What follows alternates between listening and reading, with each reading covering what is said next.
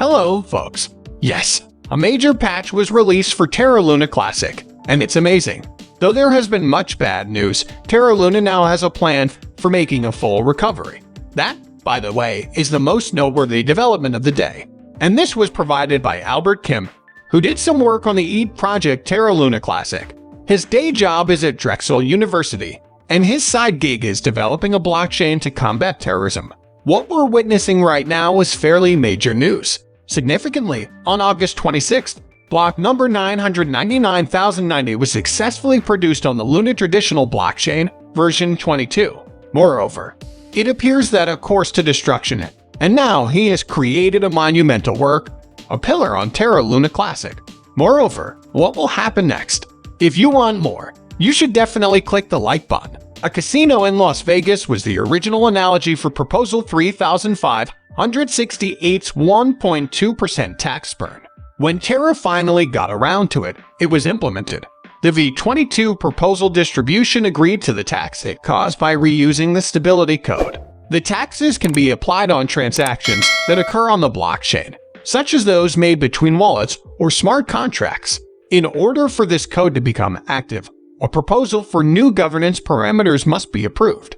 Both the maximum allowable tax rate and the applicable effect amount are spelled forth. It's likely that this idea will be proposed soon. Indeed, that is the main point. But, according to the CC of Binance, on-chain transactions are not burned for by the Luna Classic Burn 1.2 plan, right? To get the centralized exchanges on board, the community will soon be proposing a new parameter that will allow for burns during chain transactions. Some centralized exchangers, such as American Express, have already begun burning as a result of the initial proposal. And now they are burning secretly even as you read this. The tax burn necessitates updating fundamental applications like Terra Station Wallet that communicate with the blockchain. Members of TFL who are assisting us in incorporating their pull request improvements have direct access to us. That's basically the most important part. We are currently making progress toward a solution.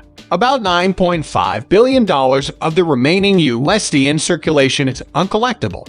As a result, a great deal of debt has become bad. However, the situation on Terra Luna will be resolved and the planet will be made habitable again. This is comparable to a massive tome. They claim there's nothing to do on Terra Luna, and that's a common misconception. $9.5 billion in bad debt held by Terra Classic is being restructured, with meaningful consideration being offered to holders of USDs. You know, Terra is going to have a lot of utility, and you know, Terra has a lot of depth. Indeed, that is one of the claims made in here. Eventually, I hope to read this. We as a society are the biggest obstacle to usefulness. More than 8,000 new wallets have been created per day over the previous 30 days. So the question becomes how they can leverage these users into something bigger. Something that will be profitable for all stakeholder groups.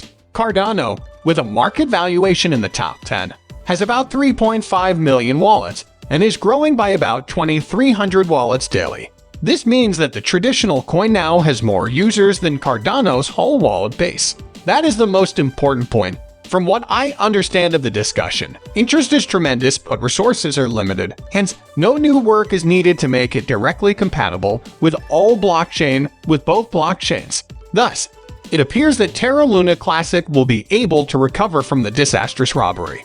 Like the classic collapse of Terra Luna, which caused over $60 billion in damage and the loss of life and livelihoods, this one also killed and displaced millions.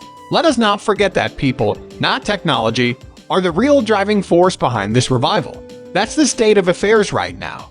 But it looks like the beginning of the end of the enormous challenge of genuinely solving the bad bet that. Those of you on the outside looking in, however, should know that the stories and articles you've read about the dangers of Luna Classic are accurate. It's insane that we're trying to restore something that was worth $60 billion before it was destroyed.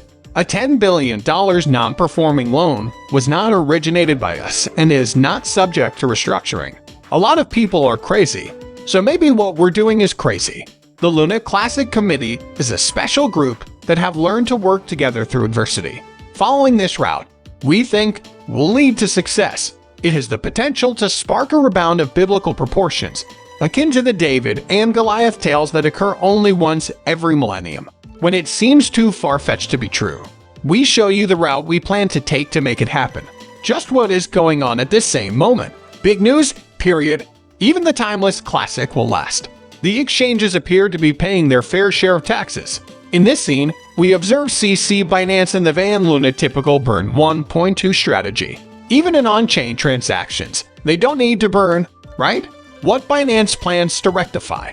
In reality, the community will require the same level of dedication and unity as the centralized exchanges before they will even consider asking for their participation in the network. This is the point at which the heavy hitters must intervene and assist in dismantling the classic. A lot more of my future commentary will focus on this topic. If you want something more grown up and mashed up like that, I'll make sure you're kept in the loop. That way, your X timepiece will be more useful to you once it and I become one.